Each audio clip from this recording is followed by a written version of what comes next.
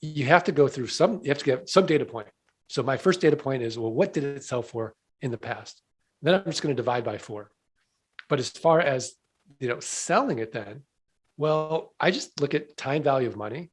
And if I'm going to hold this property over the next 5, 10 years, I just do a simple calculation. I know I want a margin on terms to be 800 to 1200% on average, and on cash, 300 to 500%. Welcome to Raw and Real Entrepreneurship, the show that dares to bring no-nonsense insight to those who have the courage to start, grow, and scale a business. I'm your host, Susan Sly. What's up, everyone? Wherever you are in the world, I hope you're having an amazing day. And I have a question for you. Have you ever considered investing in real estate? And maybe you've thought, oh my gosh, Susan, I don't have millions of dollars, or I wouldn't know where to begin, or I don't have my real estate license. Well, the good news is we're about to dispel a lot of myths and have a lot of fun and even talk about real estate that you can't put your physical foot on today. My guest has been featured in NBC on Entrepreneur. He is widely considered the country's most trusted and foremost authority on buying and selling raw, undeveloped land. And we're going to talk about what that is within the United States. He's completed over 5,000 transactions, which is amazing.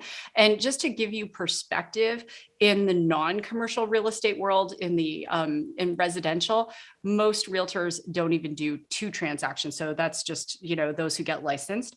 His company, Frontier Equity Properties, is a AAA rated with the Better Business Bureau, which is just amazing. And his philosophy is happy customers guaranteed. So my guest today is the Land Geek, also known in his non-superhero persona as Mark Podolsky. So Mark, it's so great to have you on Raw and Real Entrepreneurship. Thanks for being here.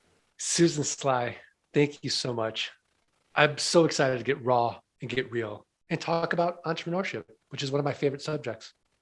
Let's do it. We're going to talk about land in the metaverse today, but let's talk about land in the real verse, or as one Facebook executive calls it, the meatverse. But let's talk about that. So raw, undeveloped land. Can you define that for people? Sure. It's raw, undeveloped land is when you're on the highway and you look around and you're like, oh, look at all this land. That's raw, undeveloped land. So think about an hour from the city, 2 hours, rural land is really what I focus on. And if you've ever been a landlord and you've ever had to deal with a tenant, it's no fun dealing with something physical. That call at 3 a.m, the roof is leaking or the toilet broke and you have to go and fix it. So what's nice about being a landlord is the passive income. So for me, I thought, well, why can't we do it with an asset that lasts forever, nothing to maintain, nothing to protect, and you can't destroy it. And so that is really the model that I use. It's a one-time sale. We get passive income every single month, but we don't have to deal with the headaches. No tenants, no termites, no toilets, no trash. And so the game we play is, can we create enough of what I call land notes where our passive income exceeds our fixed expenses? And then we're working because we want to, not because we have to. And this is sort of a mindset shift, because so many real estate investors or people who want to be real estate investors, they watch a lot of HGTV. Maybe that is me, I'll confess. And, they're thinking, oh, okay, I've got to flip a house, or I've got to have a physical house with tenants in order to have passive passive income in real estate. But what I'm hearing you say is you can have passive income with land. How does that work?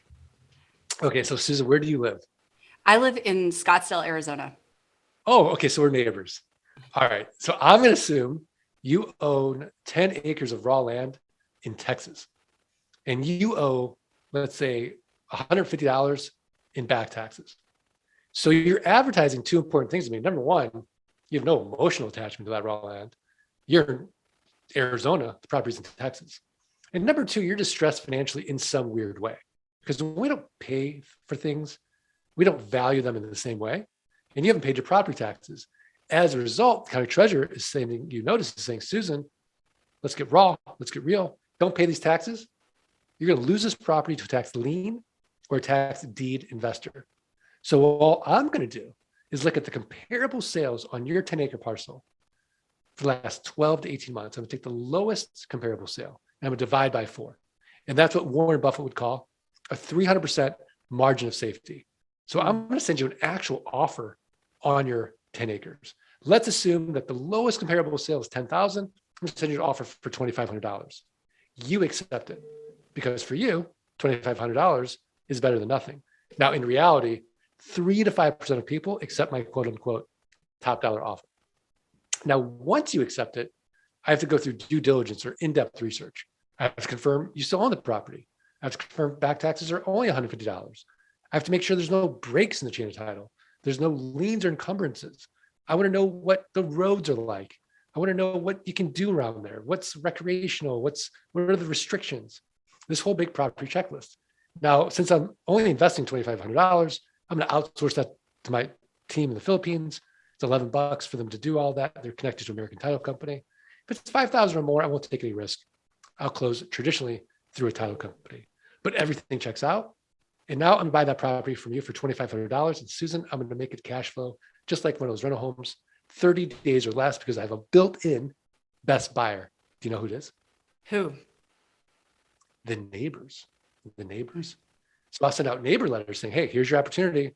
Protect your privacy, protect your views, know your neighbor. Oftentimes the neighbors will buy it. If they pass, I'll go to my buyers list. My buyers list passes. I'll go to a little website you may have heard of. It's called Craigslist, 10th most trafficked website in the United States. I'll go to one I know you've heard of. It's called Meta. Buy, sell groups, the marketplace, or Facebook, either one. And then I'll go to the lands.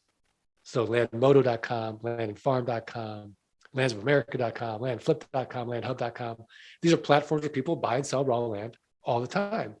But the magic is in my pricing. So all I'm going to ask for is a $2,500 down payment to control this 10-acre parcel. And then I'm making a car payment, $449 a month, 9% interest over the next 84 months. So I'm going to get my money out on the down payment, but I could go 6 to 10 months out. And then I'm getting $449 a month, every single month, 9% interest, next 84 months, no renters, no rehabs, no renovations, no rodents. And because I'm not dealing with the tenant, I'm exempt from Dodd-Frank, RESPA, and the SAFE Act, all this onerous real estate legislation. That's how I do it. Mark, I love that. And I love that you love alliteration too. You know, I love rodents, renters, rehab. That's the best. Alliteration is the best. Yeah. I'm just saying that since I have an alliterated name and I'm very biased about alliteration. I have never thought about investing in land that way because the way I was brought up is the buy and hold real estate model. My grandmother owned farmland. She had rental properties. My dad has rental properties. So that's how I was brought up to think about it, not in this way. Let's talk about land as a commodity because this is raw and real entrepreneurship. Bill Gates is buying up a ton of farmland. What's your take on that? So, you know, if you're Warren Buffett, you're Bill Gates, you're Jeff Bezos, Ted Turner, these are the largest landowners in the country. So billionaires are buying up productive farmland. And again, it's an asset that lasts forever. So it's a generational asset. And it's clipping a coupon. It's like buying a bond at 8%. It's great for them. Very low risk. It's better than, you know, some other investing method. And they're doing good for the American farmer, right? We're not interested in 8%. We're interested in our average return on investment is 300 to 1,000%. That's what we like to do. And that's what we're going after. Nice. Those are very attractive numbers. There's no question.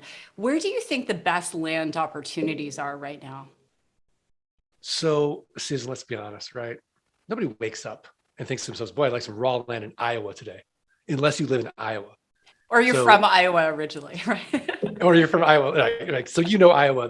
That's great. But your biggest buyer pool, they want to be in Arizona, they want to be in Nevada, Colorado, New Mexico, Texas, California, Washington, Oregon, Nevada. Did I say Nevada? And then Florida as well. So the sunshine states, fast-growing states, with, a ton of inexpensive raw land. That's really focused. Not to say that I won't do a deal in Tennessee. I'll do a deal in North Carolina or Missouri, very pretty areas. But your biggest buyer pool is going to be in those sunshine states. Well, and how do you find the landowners who are defaulting? Is there a public database for them? Or I know Yeah, you it's have all a public course. We're going to information. talk about a free course that we're going to give people, but how do you find them? I'm so curious. Yeah, so it's all public, right? So you just go to the county treasurer, or you can go to the county assessor and ask for the real property list of everybody that owns property in that county. And then you'll scrub that list. So let's say that the use code is VL for vacant land. So you'll just do an Excel scrub. Now you've got all the vacant land properties. You're going to do one more scrub, because if we're sending out offers, I don't want to send somebody the same offer who has 40 acres as 5 acres, because that 40-acre person is going to send me back glitter in the mail. So then we're going to price our list by assessor's parcel number or subdivision, which kind of brings up into the acreage as well. And that's going to help us with due diligence as well. So how did you get started in this business? So I was a miserable, micromanaged 45-minute commute to work and back investment banker, specializing in mergers and acquisitions with private equity groups. And Susan, it got so bad for me, I wouldn't get the Sunday blues, anticipating Monday coming around. I'd get the Friday blues, anticipating the weekend going by really fast and having you back at work on Monday. So my firm hires this guy, and he's telling me that as a side hustle, he's buying up raw land, pennies on the dollar. He's flipping them online, and he's making a 300% return on his investment. Well, since I'm looking at companies all day long, and a great company, great, has 15% EBITDA margins or free cash flow. Average company's 10%. I'm looking at companies all day long, less than 10%. So I don't believe it. I've got $3,000 saved up for car repairs. I go to New Mexico with him. I do exactly what he tells me to do. I buy up 10 half-acre parcels at an average price of $300 each. I put them online. They all sell for an average of $1,200 each. 300%, it worked. I took all that money, went to another auction in Arizona, which is where I live. And this is 2000. There's no one in the room. I'm buying lots of acreage for like nothing. And I made over $90,000 on this one auction. So I go to my wife. And I'm like, honey, I'm going to quit my job, become a full-time land investor. And she's pregnant. She's like, absolutely not. So I said, okay. So it took me about 18 months for the land investing income to exceed the investment banking income. And then I quit, and I've been doing it full-time ever since. And I love it. Well, since you came from the iBanking world, and as the co-CEO, co-founder of Radius, I deal with a lot of iBankers, and there are some great iBankers out there. There are humans behind that, but my condolences to you. And I get it, that world you came from, and I can get that frustration. My husband's a CPA, and so I get it. Look, if you want to talk about spreadsheets, we can all day long. Well, and I think there's that aspect for you, and business doesn't run. The listeners know I always say this: business doesn't run without accountants and attorneys. And make friends with your accountants and attorneys. I have more attorneys than handbags, Mark, honestly. But to be able to look at land and assess it from afar, how do you do that? How can you really discern what the value is? There's this, I can't remember who said it. Oh, you've got to go walk the land. You've got to like put the dirt in your hand. You're not doing that, clearly, right? So No, I haven't looked at a piece of raw land. I can't tell you when. I outsource all that. So we'll do like for $50 a local Craigslist gig. If it's an area I'm unfamiliar with, give them my property report, have them shoot video, take photos, and just let me know, like, what are the neighbors doing? Are they dumping? How far from the nearest hospital, Walmart, McDonald's, all those things. So basically, you hit the nail on the head. What's great about the land business and what's terrible about the land business is no one knows the hell it's worth. It's an inefficient market. So essentially, you have to go through you have to get some data point. So my first data point is, well, what did it sell for in the past? Then I'm just going to divide by 4. But as far as, selling it then, well, I just look at time value of money. And if I'm going to hold this property over the next 5, 10 years, I just do a simple calculation.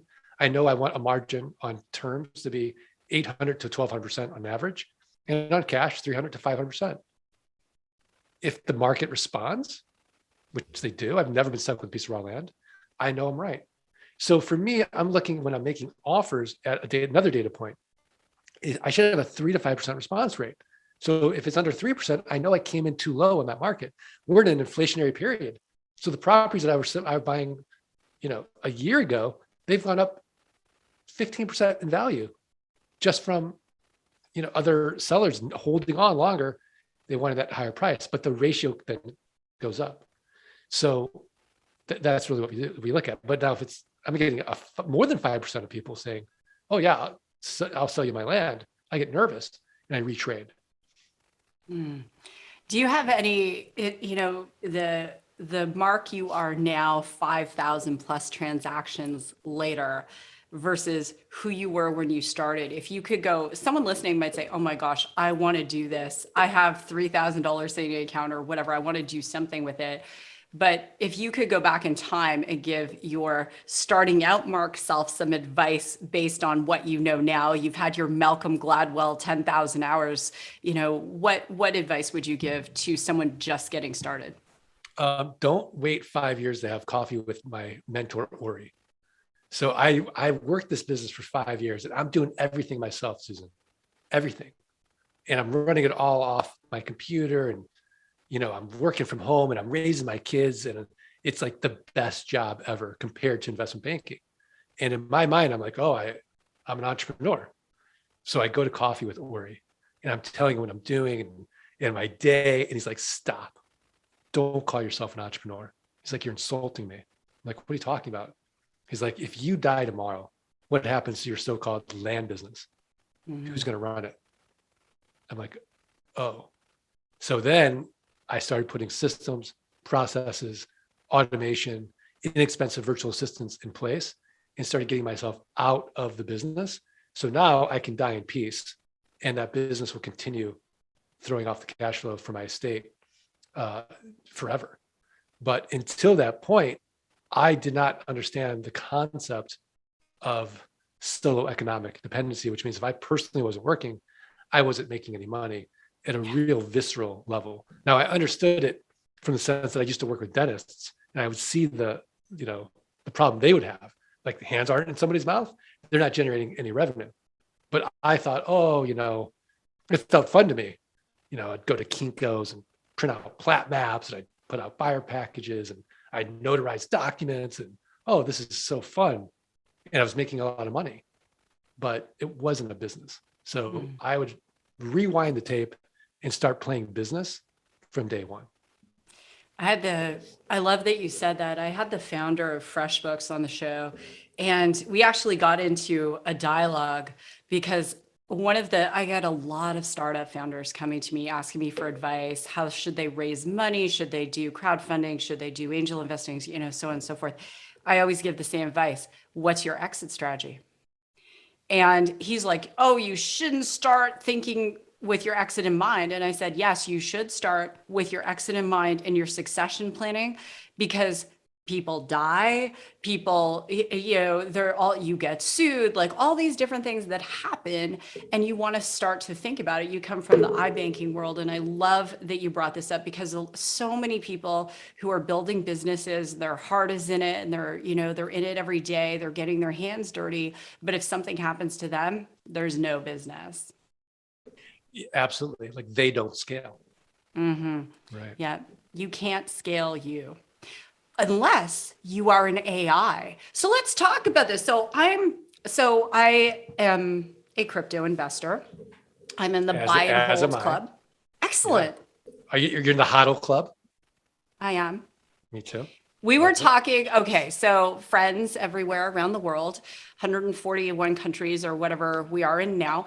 Mark and I were talking before we started the show about Twitter. So I am my Twitter person. My team does other social media for me, but I enjoy Twitter because I really love the Sheeb army. It's so entertaining.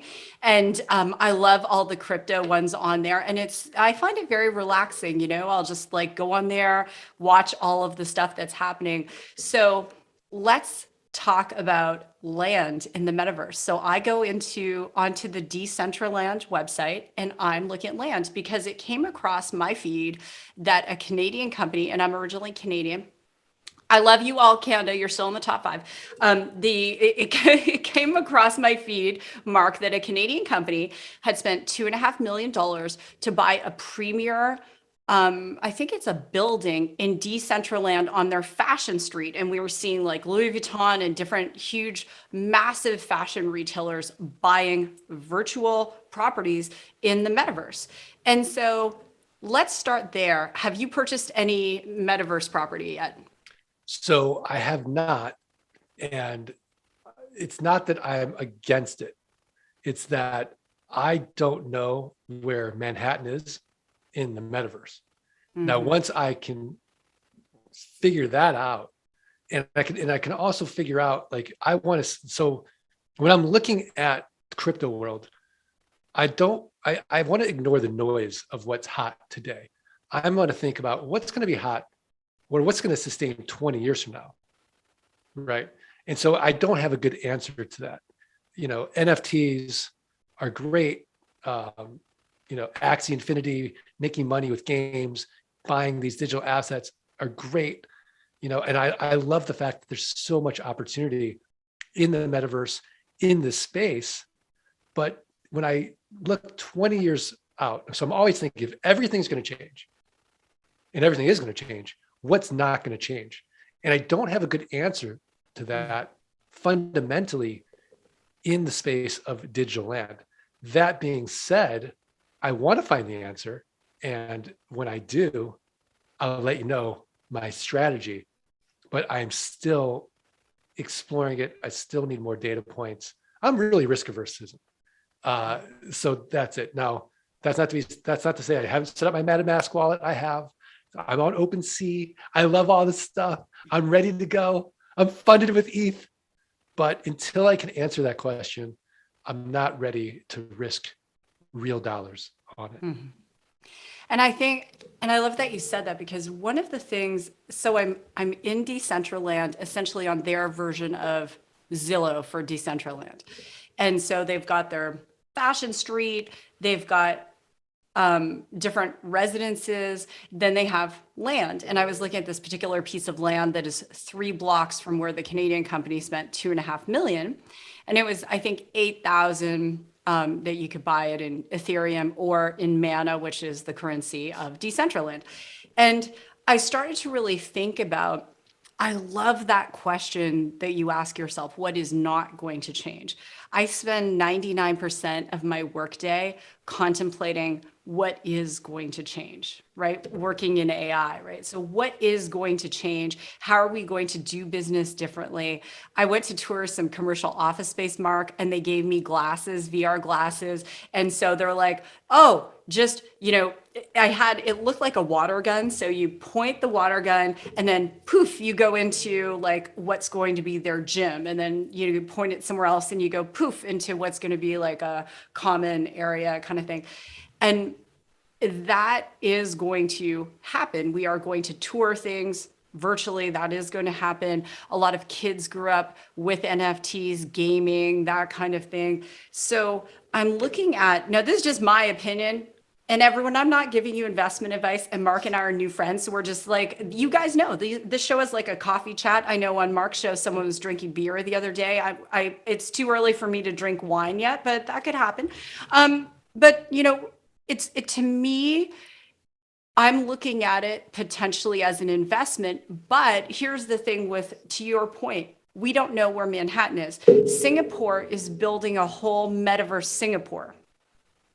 But you can't get from Decentraland to Metaverse Singapore. You have to go into Decentraland and then go into Metaverse Singapore.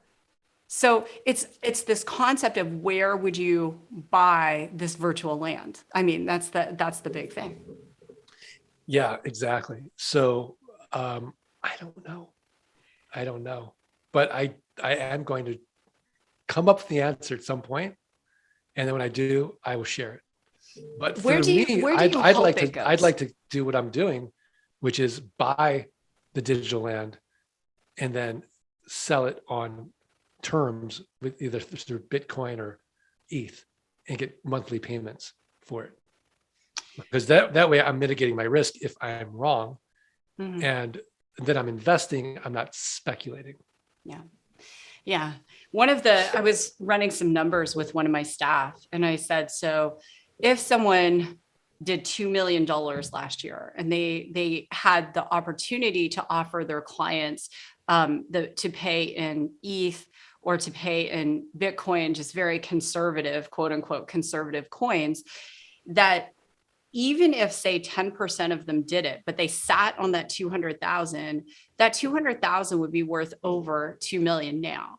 And so one of the things I'm saying to entrepreneurs is, and even at my own company, one of my companies is, how can we do more transactions in Ethereum? How can we do more transactions in Bitcoin? And what if we build out our funnels and build out those residual streams and just sit on it and, and just accrue it? Because there's one thing we know as we see different countries stabilizing their currency against Bitcoin, certain things, to your point, what's not going to change. And I always think my mentor is Harvey McKay. You've mentioned mentors many times. So Harvey has always said, Susan, speculate. So I'll openly speculate in front of thousands of people that I personally don't think that in the next 5 years, we are going to move away from cryptocurrency. I think we're going to move closer to cryptocurrency. That's my opinion. I 100% agree. I think it's kind of like 1996 right now with the internet. And I don't know, I mean, you're probably too young, but I was, just getting out of college, and, the whole concept of buying something online was so scary. I might be older than you. I graduated college in 92. No kidding. Well, whatever you're doing, Susan Sly, you keep doing it. Thank you. Anyways, we'll talk about David Sinclair and reverse aging after the podcast. Anyways, love him. I do too. So, okay. That being said, I do think we're at that point in crypto where it needs to be made easier. Like my parents couldn't go online and create a MetaMask wallet. They wouldn't understand the security pieces of it. They wouldn't even begin to understand, what does this mean, a wallet, right? It's just, right now, the whole thing is just too complex. I think when you have a big life, imagine you're in your 30s, you got kids, you got a job, like who's got time to go down the crypto rabbit hole? So until the technology catches up and it's like we can Amazon it, that's when cryptocurrency is going to explode. And I agree with you. I do think Bitcoin will become the global currency. I mean, if you're El Salvador, or if you're Nigeria, Turkey, look what happened with Turkey, the lira. Yeah. Right. Like you love the idea of Bitcoin. So I think that ultimately, and tell me if you disagree, Bitcoin will be volatile in the short term. Long term, it is going to create tremendous value, where the dollar is going to be stable in the short term, but in the long term, we're losing purchasing power every single day. This is like such a fun topic for me, Mark. So Cathie Wood, so I'm going to ask you to speculate. And PS, going back to the internet, so my listeners know, I was the first online life coach in 1995. I had a website called Making Fitter Bodies. I was a health and fitness coach, 95. So yes, wow. I'm an OG internet marketer. So Cathie Wood helms the ARK funds. Cathie Wood said on CNBC, she thinks Bitcoin is going to go to 250,000 a coin in the next, I can't remember what Cathie said. It's, fairly short term. She's speculating, but what is your thought on that? I think that no one has a crystal ball, right? I do think fundamentally it is scarce. So there's only going to be 21 million Bitcoin. And what is money, right? It is just a story we tell ourselves. If tomorrow we all wake up and say the dollar's worthless, the dollar's worthless. If tomorrow we all wake up and say Bitcoin is valuable, Bitcoin is valuable. I think fundamentally there are some really amazing things with the blockchain And since Bitcoin is the oldest, cryptocurrency out there, and it seems to be, it's going to get more anti-fragile as time goes on. And you have countries and governments adopting it. And we see, the fluctuation in price. And it's got built-in scarcity. Unlike fiat money, I think it's inevitable that one day we'll look back at 250,000 a coin as a freaking bargain. Bargain. So I'm buying Bitcoin every week. So and what's happening when you're buying Bitcoins? You're selling dollars. I don't want dollars. I'm buying Bitcoin every week. I'm buying Ethereum every week. Mark Devine, who was on the show, he's one of my favorite humans. Mark and I were getting together one afternoon in San Diego, and he's doing such cool stuff. And we started to talk about crypto and which ones he's buying, which ones he owns. He has some altcoins like I do. And it's interesting, Mark, because all of the true, I bleed entrepreneurship, I figure out how to add value to people's lives. All of them, as long as they're in a certain age range, they all are buying and holding crypto. And one of my friends called me, and he had made millions and millions of dollars in this other venture that he had. And he was like, Susan, I have made more money in Bitcoin than I made in doing that. And, and he's like, again, one of the smartest people I know, like yourself, like super smart. And we have an investment banker saying, I don't like risk. Here's how here's how you make money with raw land in the real world. I refuse to say the Metaverse. I think it's insulting. And exploring. And we'll have to have another conversation, since we're both in Arizona, maybe in person, and have this conversation about what those possibilities are, because it is going to evolve. And I think the story is going to unfold very quickly. I agree. I did buy 7 real estate domains in the Metaverse last night. How cool. How fun. Mm-hmm. I won't tell anyone what they are, but yes. Yeah. And, there's so much opportunity right now. And there's so many cool things going on in crypto and DeFi. And it's incredible. I mean, you could just put your money in Abra right now at 9%. Like, it's just, there's so many opportunities for people who work hard to take, I'm not a believer in holding debt, but there are a lot of opportunities for people. One of the things I've said to people is okay, don't drink a $50 bottle of wine, just not have wine on your Thursday. Take that money, put it in Bitcoin, put it in Ether, when you can just take small bits of it.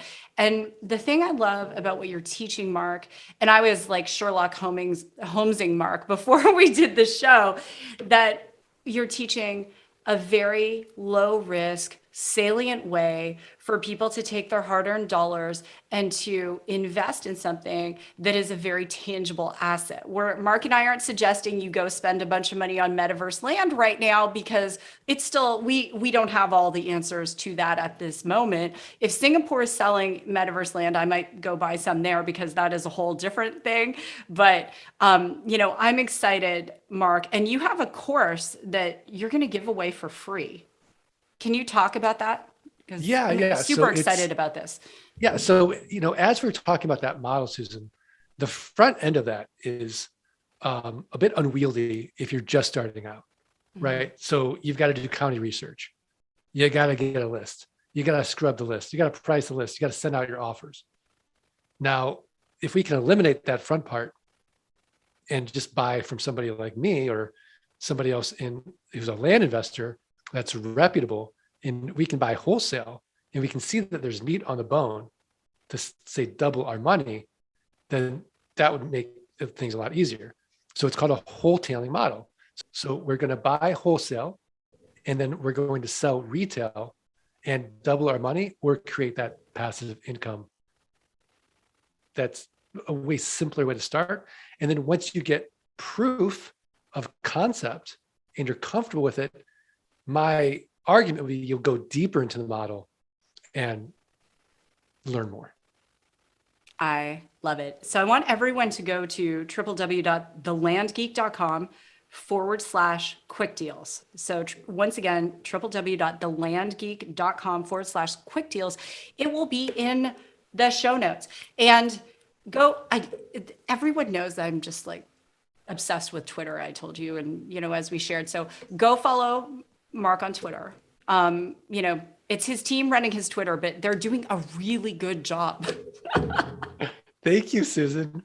So Susan's following my Twitter feed more than I am, because I have the attention span of a ferret and a double cappuccino, and I can't go on the socials without. Yeah, I'm so most successful entrepreneurs are severely ADD, and Twitter just aligns with my level of attention span. So it's perfect. Everything else is just way too slow for me. So it is a lot of fun, but I'm mostly following crypto. So anyway, and go follow me on Twitter. It's Susan_Sly. Someone took the Susan Sly, so who knows, but I'm Susan_Sly on Twitter.